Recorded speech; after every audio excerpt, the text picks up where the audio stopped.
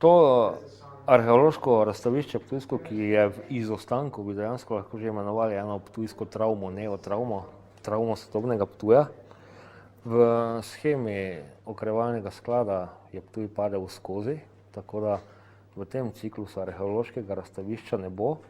Bo se zgodilo na Ptuju en novi depo odprtega tipa plus vrhunci arheologije v starem mestnem jedru, v salonu umetnosti, ampak to nas mora tukaj v okolju navdušiti oziroma motivirati, da se projekti pripravljajo, da se potisnejo naprej in skozi promocijo, skozi prikaz atraktivnosti tega se seveda bistveno zvečajo možnosti, da politika potem naposled prisluhne in zagotovi ustrezen razstavni prostor, kajti eksponatov v depoju Pokrajinskega muzeja Ptuj imamo še več kakor 600 000, sedaj si pa zračunajmo obseg tega in še enkrat ponovim.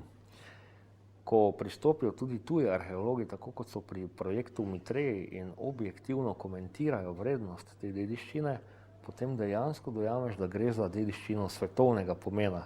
In dediščina svetovnega pomena zagotovo potrebuje predstavitev na svetovnem nivoju. Tako da arheološko razstavišče fizično je za Ptuj kot mesto muzej absolutni mus.